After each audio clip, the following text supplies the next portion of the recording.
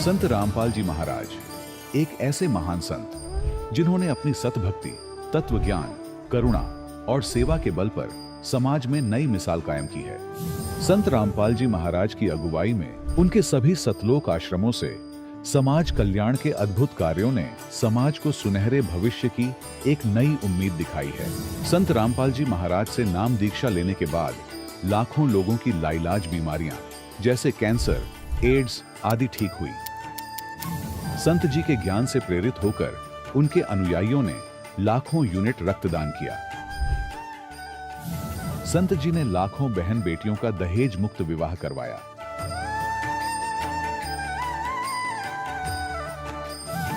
संत जी ने लाखों लोगों का नशा छुड़वाया, करोड़ों उजड़े परिवार बसे। संत जी के आश्रमों में समागम के दौरान निःशुल्क नेत्र चिकित्सा, दंत चिकित्सा प्रदान की जाती है। संत रामपाल जी महाराज द्वारा समय समय पर पर्यावरण संरक्षण के उद्देश्य से बड़े स्तर पर वृक्षारोपण किया जाता है। संत जी ने जरूरतमंदों को तत्काल राहत पहुंचाने के लिए एम्बुलेंस सेवा शुरू की। संत जी अपने अनुयायियों को देहदान के लिए प्रेरित करते हैं, जिससे मानवता की सेवा और चिकित्सा क्षेत्र में सुधार हो सके। संत रामपाल जी महाराज के सभी आश्रमों में हर रोज निःशुल्क भंडारा आयोजित किया जाता है, जहां हर वर्ग, हर जाति और हर धर्म के लोग एक साथ बैठकर भोजन करते हैं।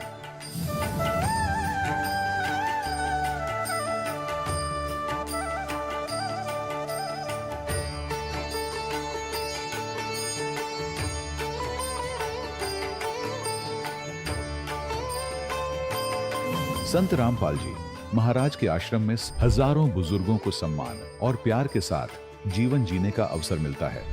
उनके खाने, रहने और स्वास्थ्य की पूरी जिम्मेदारी संत रामपाल जी महाराज उठाते हैं। अनाथ बच्चों के लिए संत रामपाल जी महाराज के सभी आश्रम किसी वरदान से कम नहीं। यहाँ उन्हें शिक्षा, संस्कार और भविष्य के लिए बेहतर अवसर प्रदान किए जाते हैं। चाहे बाढ़ हो, भूकंप या महामारी, संत रामपाल जी महाराज और उनके अनुयायी हमेशा ही जरूरतमंदों के लिए सबसे आगे खड़े रहते हैं। कोविड महामारी के दौरान संत रामपाल जी महाराज के आश्रमों से करोड़ों लोगों के लिए भोजन, दवाइयां और जीवन रक्षक सामग्रियां उपलब्ध कराई गई। चाहे गरीब की मदद हो या किसी शोषित और पीड़ित वर्ग के हक और सम्मान की लड़ाई, संत रामपाल जी महाराज ने हमेशा ही उनकी दबी आवाज को सरकारों तक पहुंचाया है और उन्हें उचित न्याय दिलवाने में अहम भूमिका अदा की है। समाज में आध्यात्मिक और सामाजिक मूल्यों के प्रति जागरूकता लाने में संत रामपाल जी महाराज हर कदम पर मानवता के सच्चे सेवक साबित हुए हैं। संत रामपाल जी महाराज का जीवन हमें सिखाता है कि सच्ची सेवा वही है जो निस्वार्थ भाव से की जाए। आइए हम भी इस महान सेवा के कार्य में इस महान संत से जुड़ें और संत रामपाल जी महाराज से नाम दीक्षा लेकर अपने जीवन को धन्य बनाएं।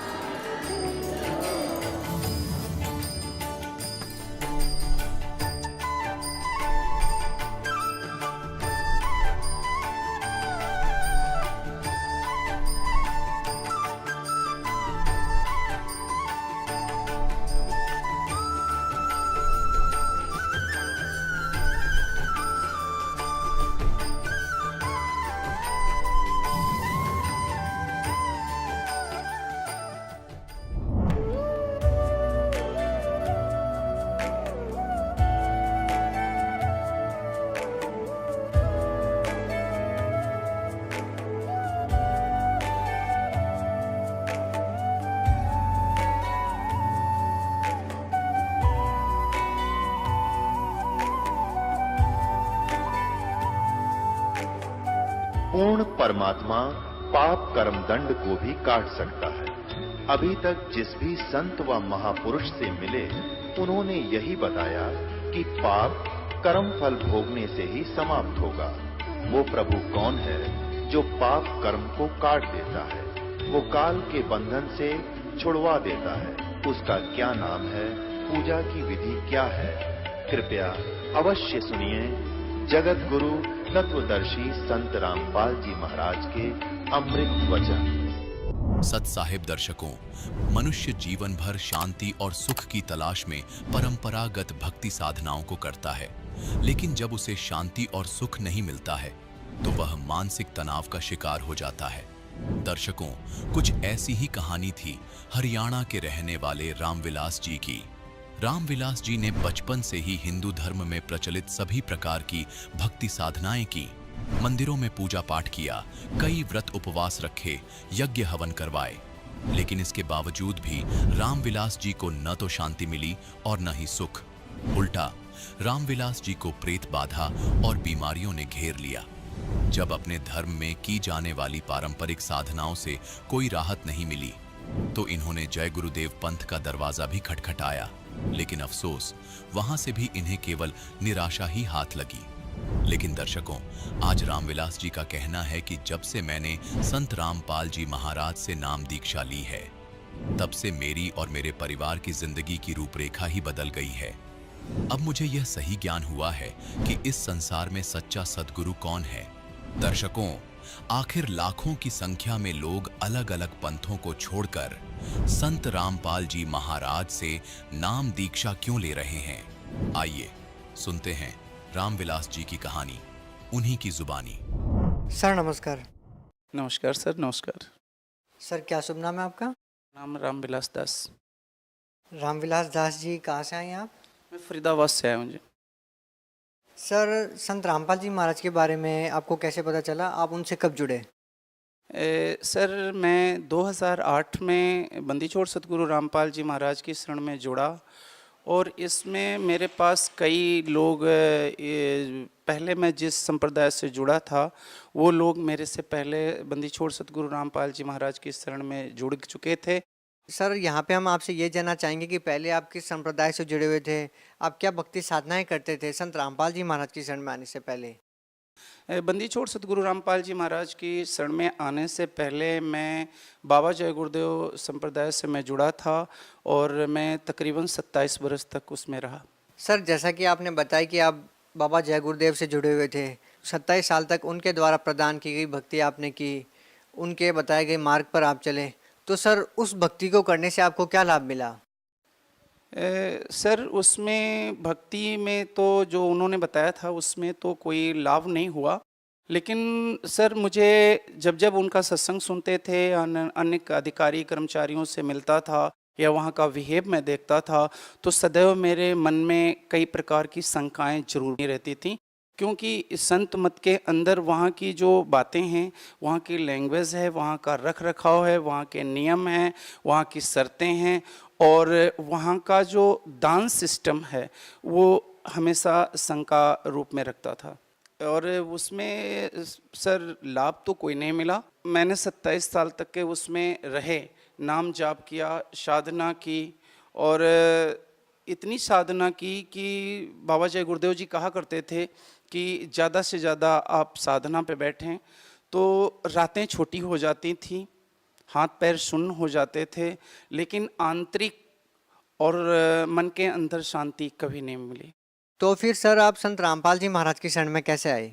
जी हाँ सर, उसमें पलवल से सुभाष गांधी जी हैं और एक भरद्वाज जी, राजपाल भरद्वाज जी हैं, ये हमारे पहले जिस संप्रदाय से मैं जुड़ा था बाबा जय गुरुदेव में वो लोग भी थे, लेकिन ये बंदीछोड़ सतगुरु रामपाल जी की शरण में पहले आ चुके थे, इन्हें सतनाम मिल चुका था। तब इन्होंने एक दिन मेरे को फ़ोन करके बताया कि ऐसा है कि रामविलास तुम पलवल आ जाओ। मैं तुरंत स्कूटर उठाया और पलवल गया। वहाँ पर बोले कि हम जा कर के उनसे बोले जय गुरुदेव, तो उन्होंने मेरे से जय गुरुदेव नहीं किया, उन्होंने कहा सत साहिब।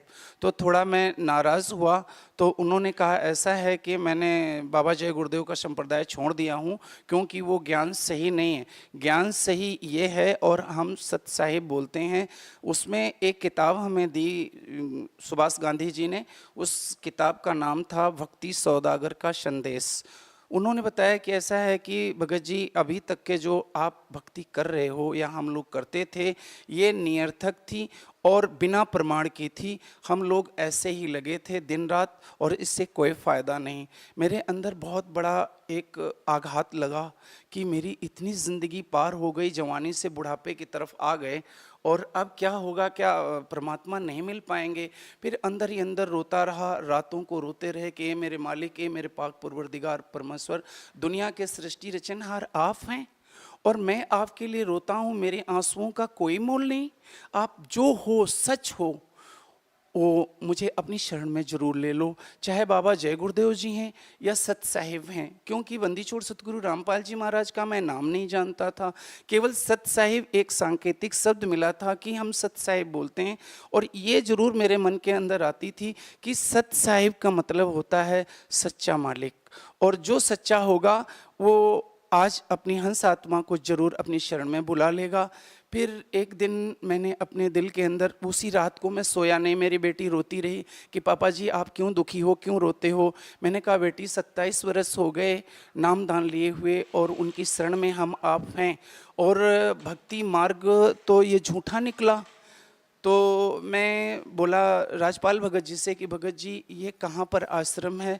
तो उन्होंने रूट बताया, रूट को ले करके लिख करके मैं सुबह अपने घर से 5 बजे निकला और रास्ते भर रोता रहा। वहाँ पर जब आश्रम में पहुँचा तो वहाँ पर एक जगह लिखा था शंका समाधान। मेरे मन के अंदर, फरीदाबाद का मैं प्रवक्ता भी था और पीछे से लखनऊ का मैं निवासी हूँ, बाबा जय गुरुदेव के संप्रदाय से मैं ब्लॉक अध्यक्ष था, जिसके कारण मेरे अंदर प्रवक्ता होने के नाते मैं हांडी पाक रहा था कि मेरे को बहुत कुछ मालूम है, मैंने संत मत ज्वाइन किया, इतने दिन साधना की, हज़ारों प्रकार के प्रश्न मेरे अंदर उठते थे। जब मैं गया कि बंदी छोड़ सतगुरु रामपाल जी मिलेंगे तो मैं उनसे इतने इतने क्वेश्चन करूँगा। तो जब मैं वहाँ गया तो भक्तों ने मुझे चेक किया, चेक करने के बाद मेरा नाम नोट हुआ। नोट होने के बाद शंका समाधान के पास में जाके बैठ गया। कुछ भगत लखनऊ डालीगंज से आए हुए थे जो कबीर पंथ से जुड़े हुए थे, वो लोग वही प्रश्न कर रहे थे जो मेरे अंदर गूंज रहे थे। मेरे अंदर ये बात थी कि बाबा जय गुरुदेव जी कहते थे कि सबसे पहले जीव को उद्धार करने के लिए कबीर साहब ने सबसे पहले रास्ता उतारा।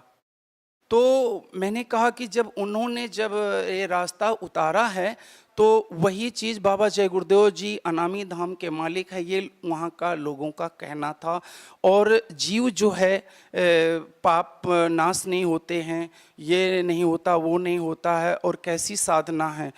सर उसमें मेरे अंदर जहन में ये था कि कैसे मोक्ष होगा, कैसे साधना करते हैं और रातों दिन बैठे रहते हैं और ना आंख बंद करके मेडिटेशन के तौर पर और कान बंद करके।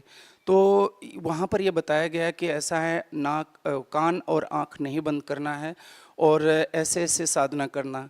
तो इस प्रकार से मेरे अंदर सवाल आ गए कि ऐसा है कि बाबा जी तो बोलते हैं कि ऐसा है मेडिटेशन करना है और आंख बंद करके और कान बंद करके अनाहत सुनना है। तो उन्होंने कहा कि ऐसा है, बंदी छोड़ कबीर साहब ने कहीं पर इतनी सख्त साधना नहीं बताई है। तो फिर मैंने कहा कि बहुत अच्छी ये सरल भक्ति है। फिर तब तक बोले कि ऐसा है भगत जी ने कि नामदान लेनी है। मैंने कहा बिल्कुल लेनी है। तो मैं गया, हाथ पैर धोया और फॉर्म भरा और बंदी छोड़ सतगुरु रामपाल जी महाराज की दया कृपा से मुझे नामदान मिला और उसके बाद तुरंत मालिक के दर्शन हुए।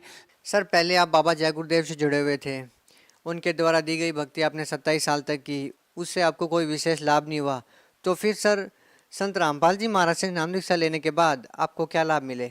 बंदी छोड़ सतगुरु रामपाल जी महाराज के शरण में जाने के बाद मुझे सबसे पहला लाभ ये मिला है कि मुझे मुक्ति मार्ग का रास्ता मिला।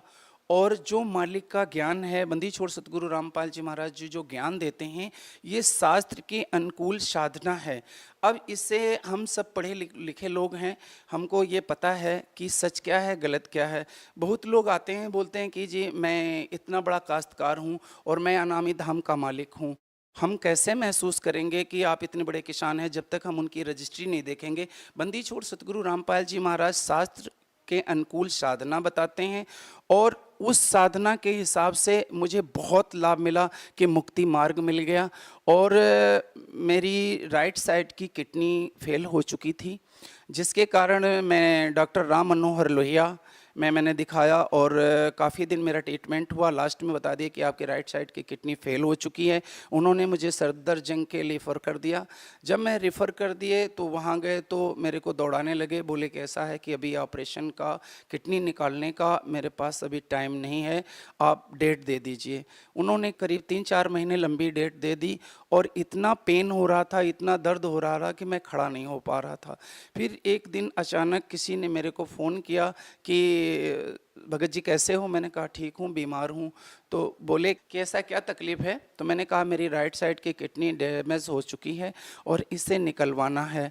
तो बोले किसने बताया? मैंने कहा डॉक्टर राम मनोहर लोहिया दिल्ली में और सफदरजंग में बोल चुके हैं। मैंने एशियन फरीदाबाद में भी डॉक्टर परवीन को दिखाया तो उन्होंने बोला है कि भाई ये किडनी निकालनी पड़ेगी, ये पस फेंक चुकी है और जितना आपका ग्लूकोज है सब किडनी से बाथरूम के एरिया से जा रहा है। तो मैंने कहा ठीक है, घर पर आ गया, बहुत उदास था, मेरी बेटी रो रही थी। तब तक एक फ़ोन आया, बोला कि भाई क्या बात है, इतना उदास क्यों बोल रहे हो? मेरे परिचित के ही थे। तो मैंने कहा कि मेरी किडनी फेल हो गई है और ऐसी ऐसी बात है। तो उन्होंने कहा कि ऐसा है कि किडनी की कोई प्रॉब्लम अगर है तो आप, उन्होंने कहा एक डॉक्टर है मेरे परिचय के, उनसे आप इलाज करवा लो। मैंने कहा ठीक है जी बताओ। उन्होंने एक नंबर दिया तो मैंने उस नंबर पर डायल किया। डायल करने के बाद वो जिस डॉक्टर का नंबर था वो ऑपरेशन थिएटर पे थे। बंदी छोड़ सतगुरु रामपाल जी महाराज की दया के कारण ही ऑपरेशन थिएटर पर उस डॉक्टर ने मेरा फ़ोन रिसीव किया। मैंने उनसे बताया तो बोले कि ऐसा है भाई, आप जहाँ हैं आप अपनी पुरानी रिपोर्टें जितनी हैं आप वो लेकर के आओ। मैंने कहा ठीक है जी। 20-25 मिनट के बाद मैं उनके पास पहुंचा तो जब उन्होंने मेरे एक्सरे और रिपोर्टें देखी तो उन्होंने कहा कि वेरी गुड केस। तो मेरे दिल के अंदर बहुत बड़ा दुख हुआ कि या तो ये डॉक्टर मेरे अंगों से खेलने का ये इसका बहुत बड़ा वो है और या तो बहुत बड़ा एक कलाकार है। उन्होंने कहा कि ऐसा है कि आपकी किडनी की मैं सर्जरी करूंगा और मालिक की ही दया हो सकती है जो आपकी किडनी बच सकती है, नहीं तो ये गई। 10% है कि शायद मैं बचा लूं, मालिक की वो भी कृपा। मैं बंदी छोड़ सतगुरु रामपाल जी महाराज ने जो सत नाम दिया उसका सुमिरन करता था। मैं यहाँ पर शहर में अकेला हूँ और मेरे फैमिली के लोग सब लखनऊ में रहते हैं, जिसके कारण मैं दुखी था। कोई मुझे मददगार, परमात्मा छोड़ कोई मददगार नहीं था। फिर उन्होंने कहा कि आज आपको शाम को आपकी किडनी की मैं सर्जरी करूंगा। मैंने कहा ठीक है जी। उन्होंने कहा कि 4 बोतल खून लगेगा। मैंने कहा कि अच्छा जी।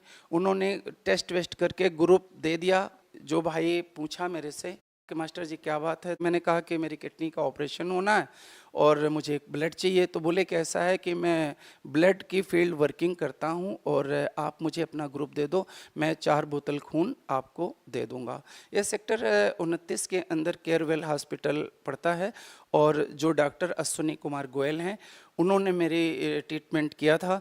तो उन्होंने कहा ठीक है। मैं घर पर आया और मैं बेटी से बताया कि बेटी मेरे भर्ती हो गया हूँ, आज मेरी किडनी का ऑपरेशन होगा। मेरे जाने से पहले एक भी पैसा नहीं लगा। बंदी छोड़ सतगुरु रामपाल जी महाराज की दया से उस भाई ने अस्पताल में मेरे जाने से पहले 4 बोतल खून पहुंचा दिया। शाम को मेरे ऑपरेशन हुआ और ऑपरेशन बहुत ही सक्सेस हुआ। मेरे साथ बंदी छोड़ सतगुरु रामपाल जी महाराज थे। आज बंदी छोड़ सतगुरु रामपाल जी महाराज की दया से मेरी किडनी बिल्कुल 100% काम करती है और एक चमत्कार जैसे हुआ, मेरे को नया जीवन दान मिला। पहला चमत्कार ये है। दूसरा लाभ ये हुआ भगत जी कि मेरी बेटी के, मैं यहाँ अकेला था और मैं लखनवी होने के नाते रिश्तेदारों से कांटेक्ट नहीं हो पा रहा था। मेरी बेटी शादी योग्य थी। बंदी छोड़ सतगुरु रामपाल जी महाराज से मैंने प्रार्थना की, प्रभु मेरी बेटी शादी योग्य हो गई। मालिक ने कहा, बंदी छोड़ सतगुरु रामपाल जी महाराज ने कहा कि कोई बच्चा देख लो।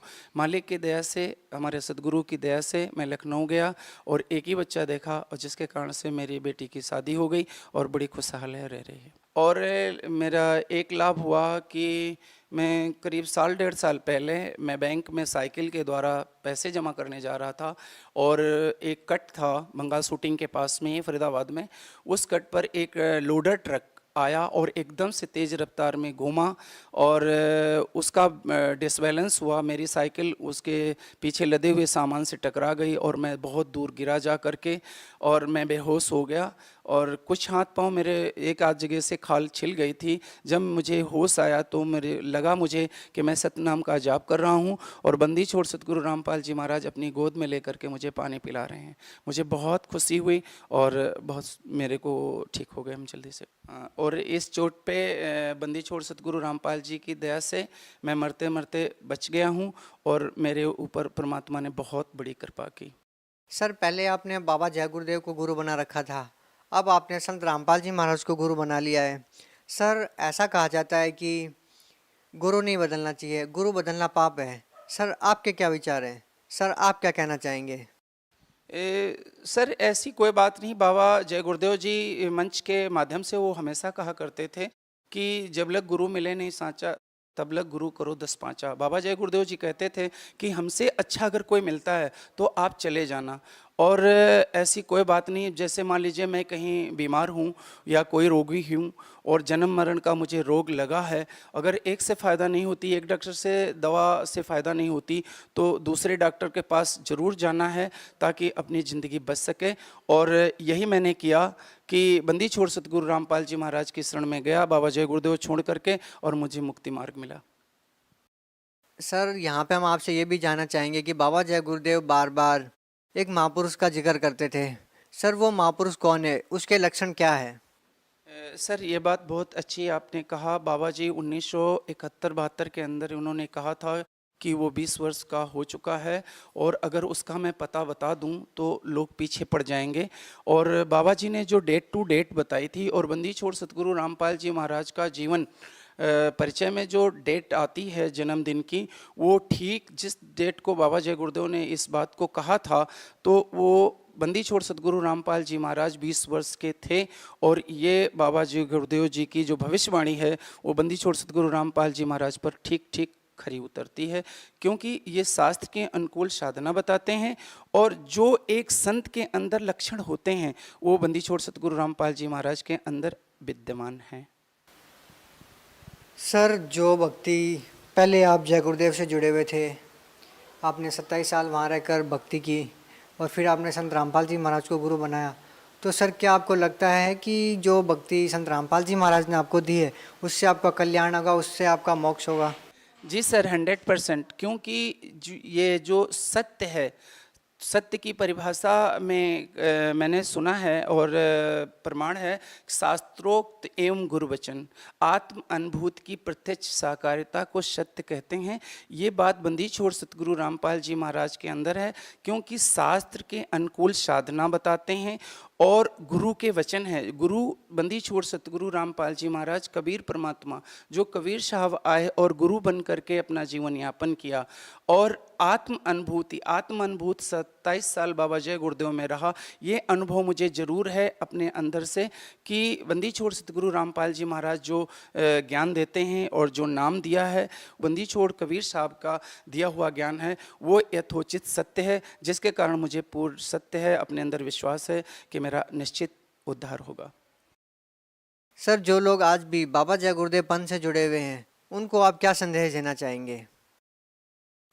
जी सर ये बात सच है और मैं रिक्वेस्ट करना चाहता हूँ, विनती है, याचना है, गुजारिश है, मिन्नत है कि जो बाबा जय गुरुदेव या अन्य संप्रदाय में फंसे हुए हैं, ना तो भगवान बदला है, ना भगवान का विधान बदला हुआ है, ना तो भगवान की कोई प्रतिक्रिया बदली हुई है। बदले हैं तो आजकल के जो नए गुरु हैं वो बदले हैं और उन्होंने अपने आप अपना संविधान बदल दिया है। सर बाबा जय गुरुदेव के संगत के अंदर जो थे वो शास्त्र से विरुद्ध थे और कहीं पर प्रमाण नहीं था जो ये लोग नाम देते हैं या जो सत्संग सुनाते हैं।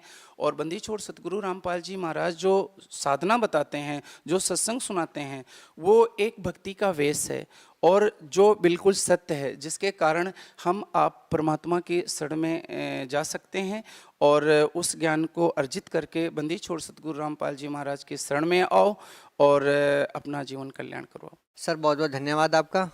सत्य। दर्शकों, अभी आपने सुने संत रामपाल जी महाराज से दीक्षा प्राप्त करके सुखी हुए भक्त के अनुभव। अब देखिए जगत गुरु तत्वदर्शी संत रामपाल जी महाराज के मंगल प्रवचन। ज्येष्ठ सुदी पूर्णमासी, इस दिन परमात्मा सतलोक से चलकर आए थे, सह शरीर आए थे और एक शिशु रूप धारण किया था। वो किसी माँ से उनका जन्म नहीं हुआ। कहते ना सतगुरु जननी जने उनके माने बाप, पिंड ब्रह्मंड से रहित है ना जाति नु ताप।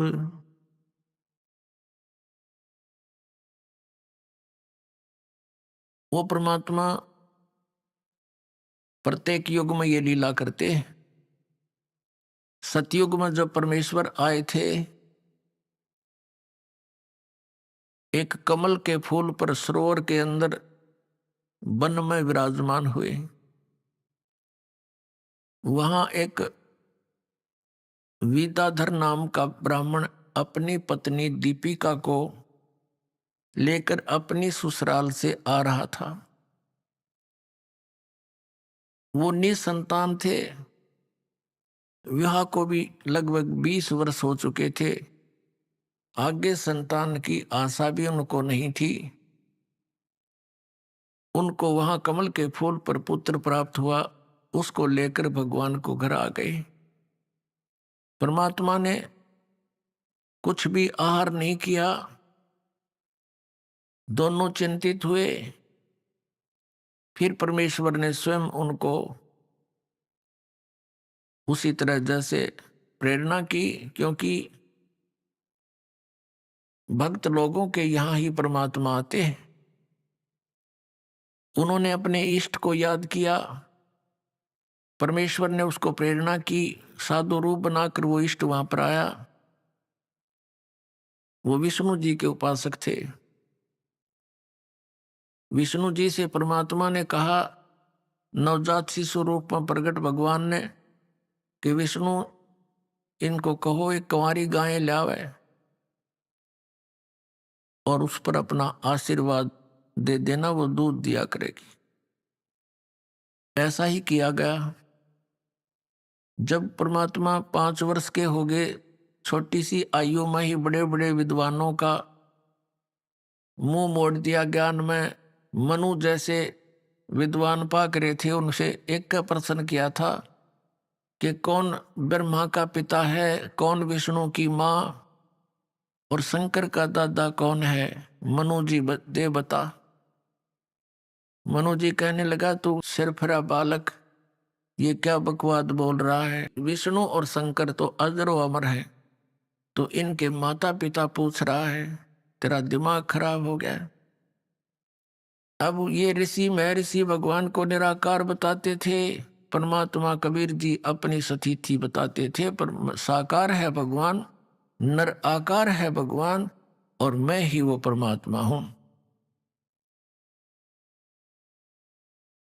इस ज्ञान को सुनकर सब ऋषि अक्षुब्ध होने लगे कि ये झूठा है, कपटी है। ये वामदेव नाम रख दिया उनका, वामदेव। वाम माने उल्टी बात कहने वाला, उल्टा चालन वाला, विपरीत क्रियाएं करने वाले को वामदेव।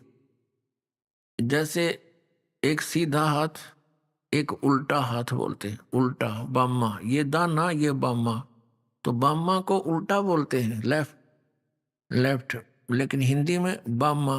तो वामदेव माने उल्टा ज्ञान देने वाला ऋषि। अब वामदेव नाम रख दिया उनका। सत्सुकृत परमात्मा थे, लेकिन उपनाम रख लिया। लेकिन ज्ञान स्वीकार ना किया, ना करने दिया नकली ऋषियों ने। फिर परमात्मा आए त्रेता युग में। उसमें वही आत्मा जो विद्याधर वाली थी, वो वेदविज नाम के एक ऋषि थे, और वही उनकी पत्नी दीपिका त्रेता युग में सूर्या नाम की उनकी पत्नी थी। वो दोनों आत्माएं दोनों का संयोग ऐसा ही था, संतान कोई नहीं थी। त्रेता युग में भी ऐसे ही परमात्मा उनको मिले, एक कमल के फूल पे तालाब के अंदर। पुण्यात्मा परमात्मा कहते हैं, जो जन मेरी शरण है ताका हूं मैं दासे, गेल गेल लाग्या फिरूं जब तक धरती आकाश। अब ये जो सतयुग में विद्याधर ब्राह्मण ऋषि था, वही त्रेता के अंदर वेद विज नाम का ब्राह्मण हुआ, ऋषि हुआ। परमात्मा की चाह घनी थी। और पुण्यात्माओं, ये भगवान न्यू कर्म बनावे, बच्चे रूप में उनको सेवा दे दी, पालन और पोषण की। भगवान के ज्ञान को तो उन्होंने माना नहीं, क्योंकि अपने पुत्र की बात ने बहुत कम मान्या कर माता पिता, उनको बच्चा जानकर।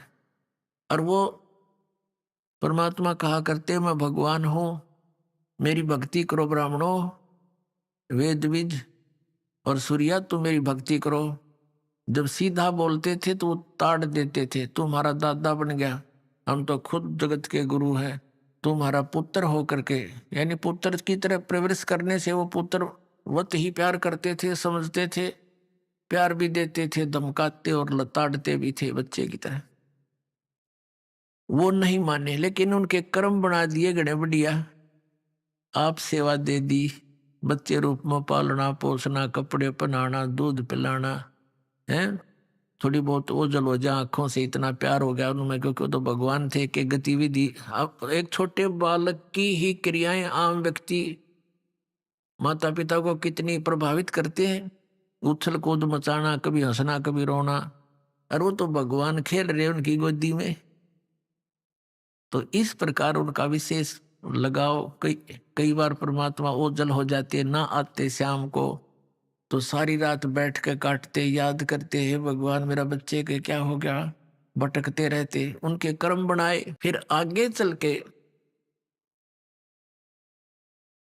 वो जो दीपिका वाली यानी सूर्या वाली आत्मा थी, वो तो कमाली बनी,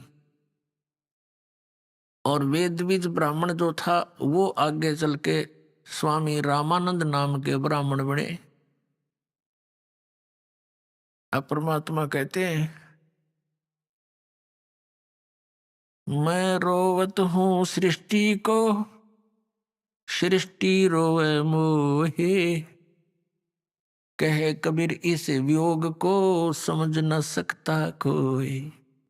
परमात्मा हमारे पिता है, वो कहते मैं तुम्हें रो रहा हूं, तुम्हारे लिए भटक रहा हूं, और तुम मुझे ढूंढ रहे हो, मुझे खोज रहे हो, उन गुफाओं में, पहाड़ों पर, पत्थरों में, या किसी सरोवर के पानी में, तालाब में, दरिया में, या कहीं मंदिर आप बना के, मूर्ति बना के वहां पर मुझे ढूंढ रहे हो।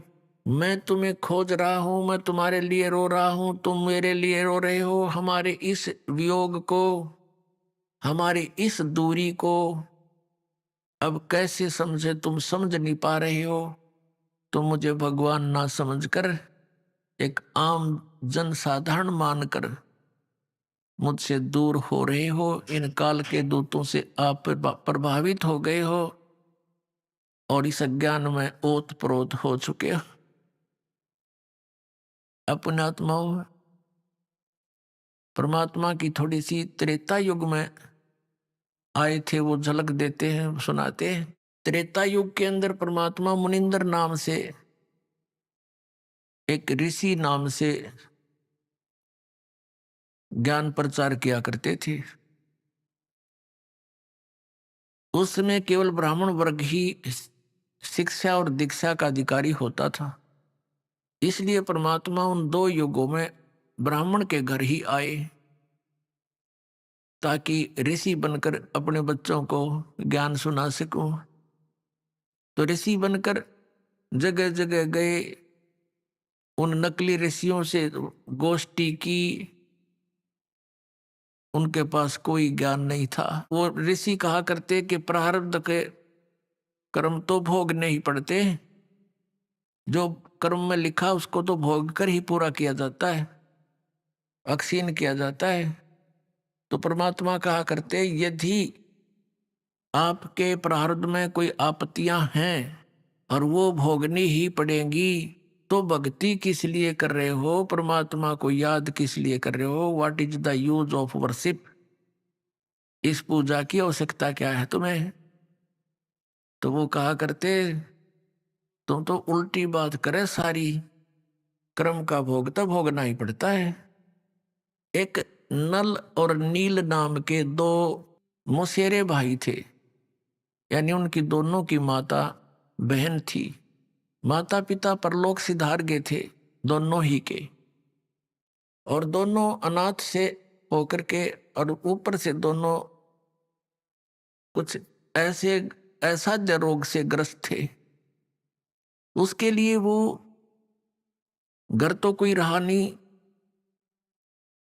सोचा भी चल कहीं आश्रमों में रहें। वहां जाकर ऋषि महर्षियों से मिले, उनसे प्रार्थनाएं की कि हम ऐसे ऐसे दुखी हैं। तो पहले तो ऋषि महर्षि उनको कोई जंतर मंत्र, कोई श्लोक या साधना बताते कि आप ऐसे ऐसे भक्ति करो, ऐसे मंत्र करो।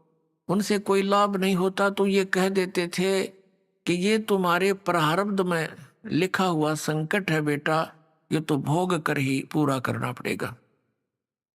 लेकिन आत्मा को ये बातें जचती नहीं, ये संतुष्ट नहीं करती। इसलिए वो वहां से कहीं और ट्राई करता है कि शायद वहां मुझे राहत मिल जाए। तो जहां भी ये आत्मा दूसरे स्थान पर गए, उन्होंने पहले तो क्रियाएं बताई। जब उनसे राहत नहीं मिला तो उन्होंने भी यही कथा सुनाई कि प्रारब्ध तो भोगना ही पड़ेगा। तीसरी जगह गए, चौथी जगह गए, फिर कोई कहता ये 3 ताप के अंतर्गत है। 3 ताप के अंतर्गत कौन आते हैं? जैसे प्रेत बाधा, पितृ बाधा, या कोई देव बाधा, किसी ने जंतर मंत्र कर दिया हो, किसी ने श्राप दे दिया हो, तो ये भी कहते हैं ये नहीं कट सकते इन मंत्रों से। पहले तो मंत्र देते हैं, नहीं कटते थे तो कहते तुम्हारे ये 3 ताप के संकट भी नहीं कट सकते, ये भोगने ही पड़ेंगे, तुमने कर्म ही ऐसे किए हैं। लास्ट में ये कह देते। ऐसे ही वो भटकते भटकते एक दिन परमेश्वर मुनिंदर नाम में आए हुए वो परमात्मा सत्संग कर रहे थे। अब वो दोनों हताश तो हो ही चुके थे, लेकिन आत्मा हार नहीं मानती। उसको मालूम है कि कोई शक्ति है जो दुखी को सुखी करती है, वो है कोई मालिक, कोई परमात्मा है। वो दोनों उनके सत्संग में आ गए। और ऋषियों के पास तो बैठे बहुत गणे, वहां बैठे थोड़े से, क्योंकि वो खरी खरी साची के हैं, बाकी सब ज्ञान उल्टा दे रहे थे। तो वहां 50-100 व्यक्ति विद्वान थे। नल और नील भी वहां जाकर बैठ गए, सत्संग सुना।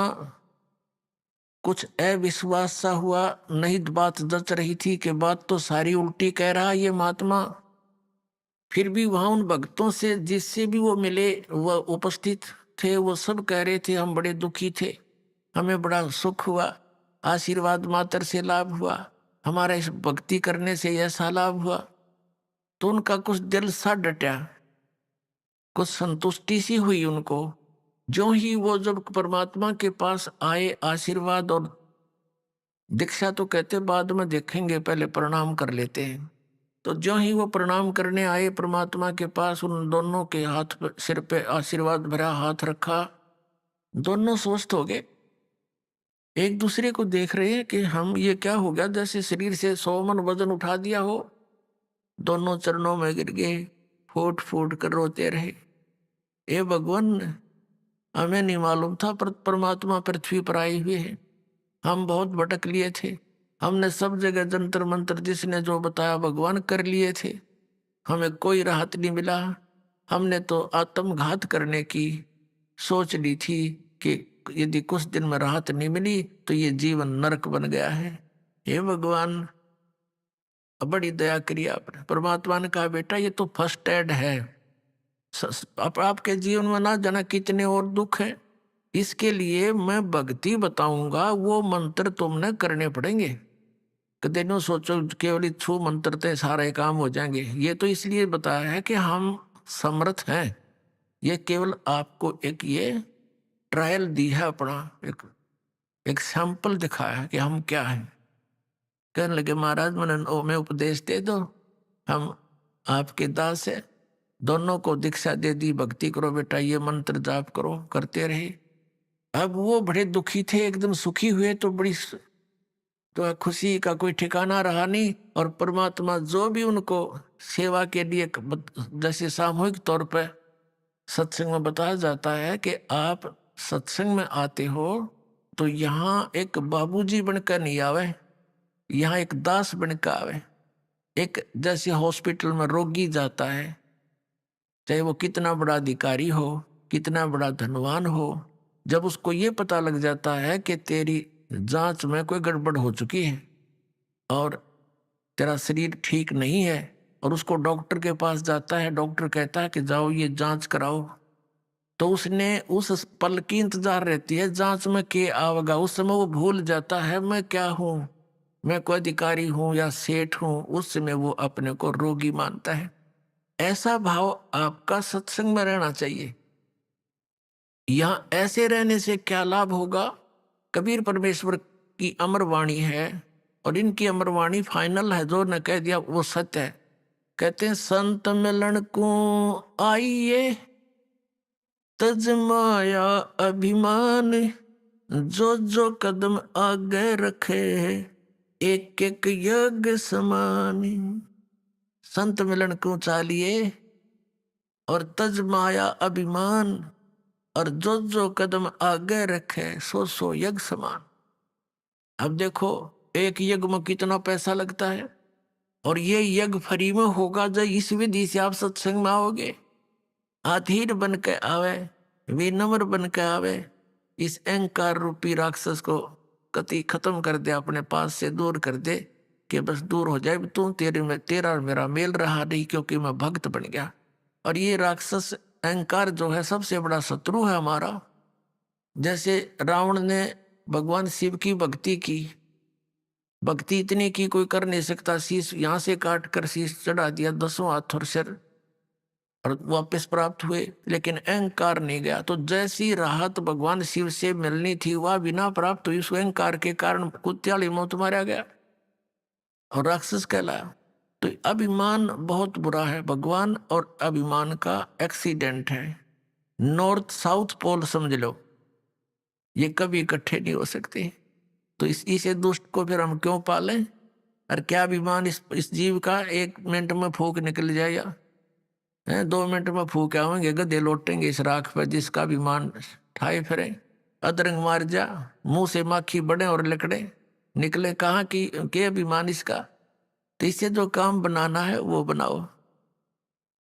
और जैसे भी आप सत्संग में आते हो, जैसी जिससे कुछ हो सकता है सेवा की चेष्टा करने की, कोई बर्तन साफ कर ले, कि भोजन भंडारे में मदद करवावे, कि मैट बिछवावे। तो इस तरह की जो सेवा होती है, और बूढ़े बुजुर्ग बीमार यहाँ ज़्यादा आते हैं, उनको प्यार दे, सहयोग दे, उनकी मदद करे, तो इस तरह के से आपके पुण्य बढ़ेंगे, आत्मा में एक नम्रता आवेगी। कबीर परमेश्वर जी के पास, मुनिंदर जी के पास विशेषकर दुखी दुखी ही आते थे, सुखी तो उनके पास जाते थे, उन नकलियां ऋषियों द्वारा। और क्योंकि वो तो महिमा के भूखे, अच्छा आदर दें, सेठ आ जाओ उसने न्यारी कुर्सी देंगे, हो राजा उसको अलग से कमरा देंगे, और फिर वो 10,000 रुपये दे दें, उसके गीत गाए जाएंगे। इसलिए वो वहाँ इसलिए जाते हैं सेठ, क्योंकि उनका मान होता है। और परमात्मा के दरबार में आते थे, उनको एक मैट पर बैठने के लिए आदेश था, चाहे कोई भी आवे। तो संत वही होते हैं। और वहाँ कोई आदर सत्कार नहीं था किसी का, और अनादर भी नहीं था किसी का, क्योंकि वहाँ विद्यार्थी टाइप में भगत होते हैं, और टीचर जो है वो आध्यात्मिक गुरु जो होता है वो आध्यात्मिक टीचर होता है। तो इस प्रकार अपने आत्माओं जो ये कहते हैं कि भाई प्रारब्ध के कर्म में लिखा हुआ, भाग में लिखा हुआ दुख ये तो भोगना पड़ेगा, पाप कर्म का दंड है। और फिर वो कहते हैं भगवान का मंत्र ले ले, जाप करा करिए, भक्ति करे, आगे सुखी हो जाएगा। अब किसी के पैर में कांटा लगा हो और गहरा लग कर टूट गया हो, उसको स्वयं मालूम नहीं इधर पीड़ा किस वजह से हो रही है, या उसको पता भी है कि मेरा कांटा लग गया, तो वो किसी के पास जाता है और वो ये कहता है कि तेरे पीड़ा का कारण तेरे पैर में लगा कांटा है, और कांटा तो निकल नहीं सकता, ये तो ऐसे ही रहेगा, जूता पहन ले और जूता पहन ले, आगे भविष्य में कांटा नहीं लगेगा। तो पुण्यात्मा, कांटा लगे पैर में जूता पहना नहीं जा सकता, वो तो कांटा निकले और फिर उसको सलाह दे जूता पहन के रखना, नहीं तो फिर लग जाएगा।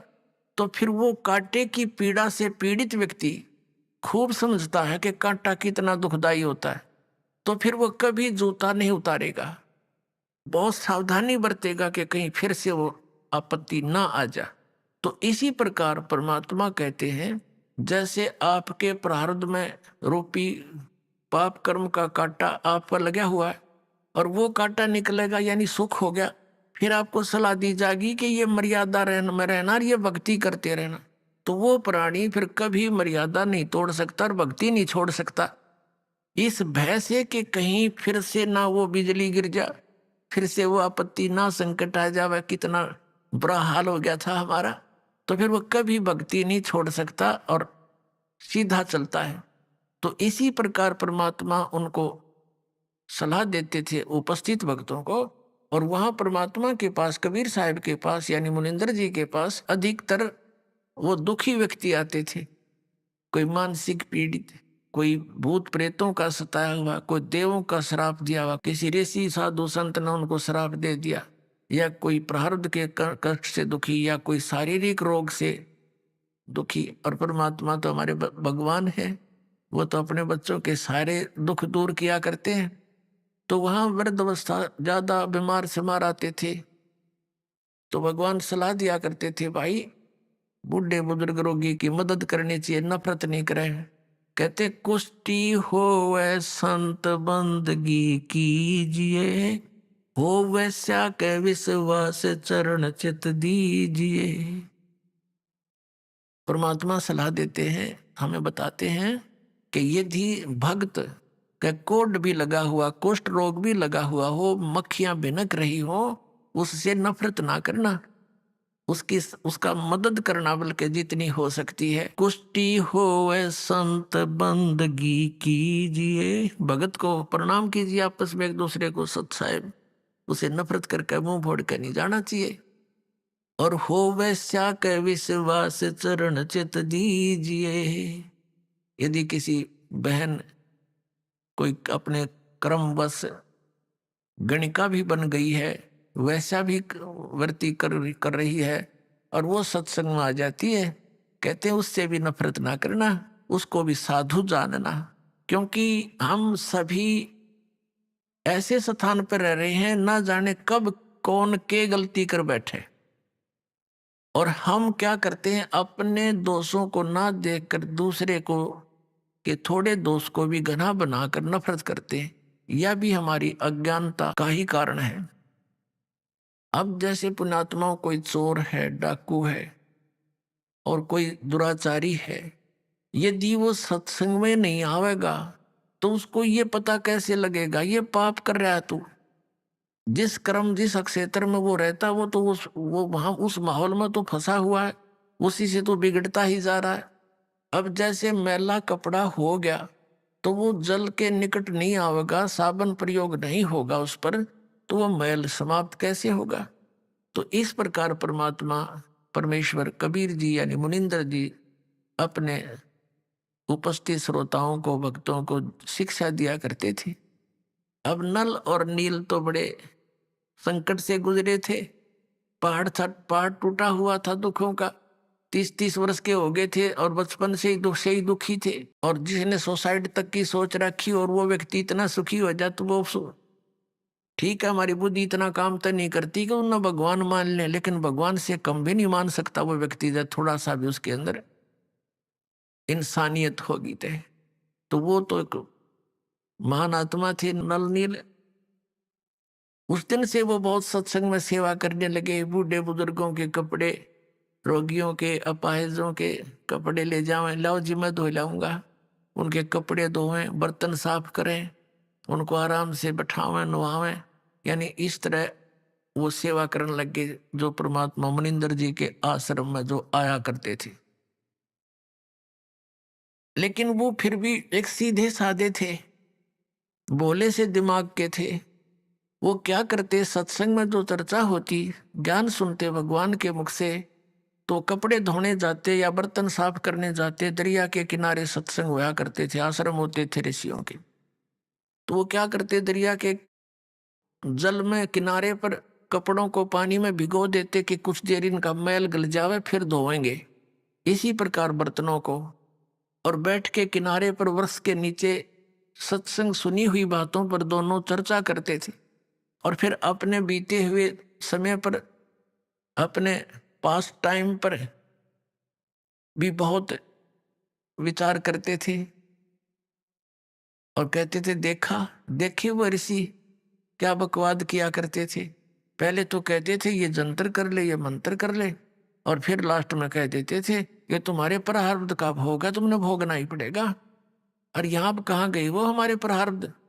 तो भाई भगवान आगे हैं, परमात्मा जैसे हैं अपने गुरु जी, बड़ी दया करी अपने पर। और देखो आज सत्संग में ऐसा बताया, कभी सुना नहीं हमने। अपने आत्मा जो व्यक्ति इतना दुखी था वो सुखी हो जाए, और उसको जो ये दास ज्ञान दे रहा, यही ज्ञान परमात्मा पहले दिया करते। उन्हीं परमेश्वर कबीर जी का दिया हुआ ज्ञान दास तो एक ऐसे टेप रिकॉर्डर आपको सुना रहा, दिया हुआ ज्ञान उसी मालिक का है, जो चौथे युग से देते हुए आ रहे थे। तो वो पहले अगर सुखी व्यक्ति इन बातों को सुनता है, उठ कर चल पड़े न, कहे वैसे बक रहा है, आज तक कभी सुना नहीं। तो पहले परमात्मा वो सिलेक्ट करिए मालिक ने जो दुखी थे, और फिर दुखी व्यक्ति सुखी हो गया, वो कहाँ जाओ तो सारी सुनेगा और सारी सच्ची लगेंगी उसको, क्योंकि वो तो दुख से उभरा है। अभी आपने सुने संत रामपाल जी महाराज के मंगल प्रवचन। आइए अब सुनते हैं संत रामपाल जी महाराज से नाम दीक्षा लेकर सतभक्ति करके अद्भुत लाभ प्राप्त करने वाले अनुयायी के विचार। दर्शकों, मनुष्य जीवन भर सुख और शांति की तलाश में भटकता रहता है। अनेक पूजा पद्धतियों को अपनाता है, मंदिरों, दरगाहों, गुरुद्वारों में माथा टेकता है, लेकिन जब उसे सुख और शांति की प्राप्ति नहीं होती है तो वो निराश होकर नशे जैसी बुरी आदतों में फंस जाता है। दर्शकों, ऐसी ही कहानी थी उत्तर प्रदेश के रहने वाले गंगाराम पांचाल जी की। गंगाराम जी ने सच्ची भक्ति की खोज में कई वर्षों तक अपने धर्म में प्रचलित भक्ति साधनाओं को अपनाने से लेकर राजेंद्र सिंह महाराज जैसे संतों तक के दरवाजे खटखटाए। अनेक स्थानों पर भटकते रहे, कई मंत्रों का जाप किया, लेकिन फिर भी न इन्हें सच्चा ज्ञान मिला और न ही कोई राहत। तनाव और असफलताओं से घिरकर गंगाराम जी शराब के नशे में डूबते चले गए। शराब छुड़वाने के लिए डॉक्टरों के पास भी दौड़े, लाखों रुपए खर्च किए, पर कोई फायदा नहीं हुआ। लेकिन दर्शकों, आज गंगाराम जी का कहना है कि जब से मैंने संत रामपाल जी महाराज से नाम दीक्षा ली है, मेरी जिंदगी में पूर्णतः बदलाव आ गया है। आज मैं पूर्णतः नशे की लत से दूर हूं और एक संतुलित सुखमय जीवन जी रहा हूं। दर्शकों, जिस नशे को छुड़वाने के लिए सरकारें और अनेक संस्थाएं दिन रात प्रयास करती हैं, वह नशा संत रामपाल जी महाराज अपने अद्भुत ज्ञान व आशीर्वाद से कैसे छुड़वा रहे हैं? आखिर इसके पीछे की सच्चाई क्या है?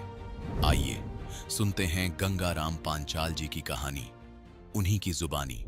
नमस्कार सर। नमस्कार। सर क्या नाम है आपका? गंगाराम पांचाल। गंगाराम जी, आप कहाँ के रहने वाले हैं? गांव बंदौड़ा, जिला शामली, उत्तर प्रदेश। सर संत रामपाल जी महाराज से नाम दीक्षा आपने कब ली? अप्रैल 2016 में। सर क्या काम करते हैं आप? मैं राजमिस्त्री का काम करता हूँ। सर संत रामपाल जी महाराज से नाम दीक्षा लेने से पहले आप क्या भक्ति साधनाएं करते थे? सर मैं राजेंद्र सिंह महाराज से जुड़ा हुआ था और 3 साल में मैं मतलब वहाँ पे रहा। रूपनगर जाते थे, सत्संग में जाते थे, लेकिन मेरे को कुछ ऐसा वहाँ से ऐसी शिक्षा नहीं मिली जिससे कि मैं कोई परमात्मा के रास्ते पर लग सकूँ। मेरे को 3 साल में कुछ समझ में नहीं आया वहाँ पे। उसके बाद में मैंने वहाँ से जाना छोड़ दिया। मेरे गांव पूरा पंडितों का है, तो उन्होंने हर इतवार के दिन सब वो करते हैं, मतलब पूछा उच्छा देते हैं और बाहर के लोग आते हैं उनसे पूछा करते हैं। उन्होंने मेरे को भटका दिया, कहा लगा तुम ऐसा करो, तुम्हारे घर में धन दौलत आ जाएगा, ये आ जाएगा, वो आ जाएगा। मैं भटकता फिरता रहा। मुझे सच्ची भक्ति की इच्छा थी, वो नहीं मिल रही थी मेरे को, और मैं इतना परेशान था बहुत ज़्यादा। एक पंडित के पास में गया तो दूसरा खींच लिया था मेरे को, दूसरा का गया तीसरा खींच लिया था, उसके पास कुछ नहीं, उसके पास। मेरे गांव पूरा पंडितों का है, मैं उनके माया जाल में ऐसा फंस रहा था तो निकल नहीं पा रहा था। मैं यही सोच रहा था कि हे परमात्मा, आप कौन हो, कौन आप हो जिससे कि हम मानव जीवन में रहकर अपना जीवन सफल कर रहे हैं। मैं ऐसा भटक रहा था, मुझे कुछ नहीं पता था कि क्या भक्ति है, क्या सच्चाई है, और क्या अच्छा है क्या बुरा है। और मैं ऐसे ही भटकता भटकता मतलब अंतर आत्माओं से मैं घर पे भी सोचता था, हे परमात्मा, क्या हमारा जीवन यही है, मरना खाना जीना ये वो यही है, सच्ची भक्ति मानव जीवन में कर सकें वो नहीं मिल रही थी। सर क्या कारण बना कि आप संत रामपाल जी महाराज की शरण में आए? सर मैं बहुत शराब पीता था, तो शराब पी के मैं अपने भांजे के पास आता था दिल्ली में गांव से। तो एक दिन मैं शराब पी के आया, शराब पीने के बाद में उसने मेरे को दे लिया, वो संत रामपाल जी महाराज का शिष्य थे, तो वो खाना वाना खा के मेरे को दूसरी मंजिल पर ऊपर लेके चले गए एकांत में। मेरे भांजे ने कहा कि संत रामपाल जी महाराज से एक बार तुम नाम दीक्षा लेकर देखो, तुम्हारी दारू भी छूट जाएगी और सब ठीक हो जाएगा। लेकिन मेरा उस पर कोई विश्वास नहीं करा। 2-3 घंटे मेरे को समझाया कि भाई तुम एक बार चलो कर तो देखो, अगर तुम्हारी समझ में नहीं आया तो तुम भक्ति छोड़ दियो। संत रामपाल जी महाराज के आश्रम में लेकर गया, और जैसे ही मैं मतलब जहाँ पे नामदान होता था, जैसे ही मैं बढ़ा, मेरी आंखों से अपने आप ही गरम गरम आंसू निकलने शुरू हो गए। अब मेरे को नहीं पता क्या हो रहा है, क्या चमत्कार हो रहा है। मैं सोचा सच्ची भक्ति आएगी। उसके बाद में संत रामपाल जी महाराज से नाम दीक्षा ली। उसके बाद अगले दिन मेरे को कोई शराब का कुछ, न तो मेरा मन करा न कुछ हुआ, बिल्कुल शराब छूट गई। सर संत रामपाल जी महाराज से नाम दीक्षा लेने के बाद आपको क्या लाभ प्राप्त हुए? सर लाभ तो सबसे पहला तो यही है कि मुझे सच्ची भक्ति का ज्ञान मिल गया, क्योंकि सच्ची भक्ति है क्या और इस मानव जीवन में क्या सच्चाई है और क्या गलत है, वो सबसे बड़ा लाभ तो ये है। उसके बाद में मेरे को लाभ तो ये है, मेरे 19 साल से मेरे साथ में कोई पारिवारिक मुकदमा चल रहा था। वो मुकदमा 19 साल से चल रहा था सर, और मैं उससे बहुत परेशान था। पैसा लगा, बहुत पैसा लगा, मजदूर हूँ मैं, राजमिस्त्री का काम करता हूँ, रोज़ कमाता था, तारीख पर जाता था, लेकिन वहाँ कोई सुनवाई नहीं थी। वहाँ सब ऐसे ही था, तारीख दे देते थे। उसके बाद में मैंने अपने भांजों को कहा, मैं कहा भाई हमने नामदान भी ले लिया, हमें कुछ लाभ तो होना चाहिए। वो बोला क्या लगा भाई तुम भक्ति करो, भक्ति में ध्यान दो और कुछ ना करो। मैं भक्ति करता रहा। 27/7/2018 में मेरे को सतनाम मिला। उसके बाद में मेरी तारीख पड़ी 30/7/2018। जैसे ही मैं वहाँ गया कोर्ट में अपनी तारीख मुकदमे में, तो परमात्मा ने ऐसा माहौल बना, उस दिन ही मेरा केस फाइनल हो गया। संत रामपाल जी महाराज से सतनाम लेने के बाद में 3 दिन के अंदर ही 19 साल पुराना मुकदमा वो फाइनल हो गया। जितना कमाता था मैं शराब पीता था, घर में बहुत लड़ाई होती थी, बच्चे परेशान थे, मैं भी परेशान था। संत रामपाल जी महाराज से नाम दीक्षा ली, तो उसके बाद मैं बिल्कुल भी न तो अब शराब पीता हूँ मैं, ना कुछ होता, अपना अब घर में मौज है, कोई ऐसी किसी चीज़ की कोई दिक्कत नहीं। संत रामपाल जी महाराज से नाम उपदेश लेने के बाद में आर्थिक समस्या बिल्कुल ठीक होगी जी। उससे पहले बहुत परेशानी थी, घर में जितना कमाता था सब शराब के इधर उधर चला जाता था। सतगुरु रामपाल जी महाराज से नाम दीक्षा लेने से पहले मैंने डॉक्टरों से भी संपर्क करा, भाई किसी तरह मेरी शराब छूट जा, लेकिन कोई लाभ नहीं हुआ, क्योंकि सब अपने पैसे वैसे उतार कर पुड़िया दे देते थे, ये ले लो अब तुम्हारा शराब छूट जाएगी, लेकिन कोई फ़ायदा नहीं हुआ सर। और जब संत गुरु रामपाल जी महाराज से नाम दीक्षा लेने के बाद में शराब ऐसे छूट गई जैसे कुछ चमत्कार हो गया हो। सर संत रामपाल जी महाराज से नाम दीक्षा लेने के बाद आपको बहुत सारे लाभ प्राप्त हुए। हम आपसे यहाँ एक बात जानना चाहेंगे, आप बहुत सालों से शराब पीते थे और नहीं छोड़ पा रहे थे, ऐसा क्या आपको मिला संत रामपाल जी महाराज ने दिया कि संत रामपाल जी महाराज से नाम दीक्षा लेने के बाद आपकी शराब छूट गई? सर जी, सतगुरु रामपाल जी महाराज शास्त्र अनुकूल साधना देते हैं। शास्त्रों में जो बताई बात है वो बताते हैं, न कि मनगणत। तो उस भक्ति को करते हुए परमात्मा ने आत्मा को बहुत मिलन करवाया है, तो उस हिसाब से ही मतलब देखो मानता हूँ उन्होंने इस हिसाब के ये छुड़वाई शराब।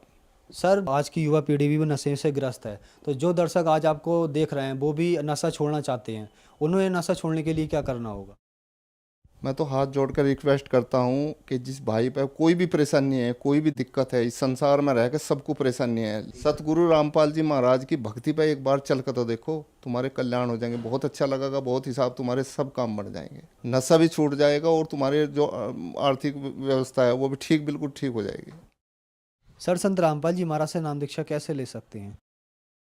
विभिन्न चैनलों पे मतलब सत्संग आते हैं अलग अलग टाइम में, उनके नीचे पट्टी चलती है, उस पर कॉन्टैक्ट नंबर लिखे हुए थे, उन पर कॉन्टैक्ट करके आप संत रामपाल जी महाराज से नामदान ले सकते। धन्यवाद सर। सत्साई।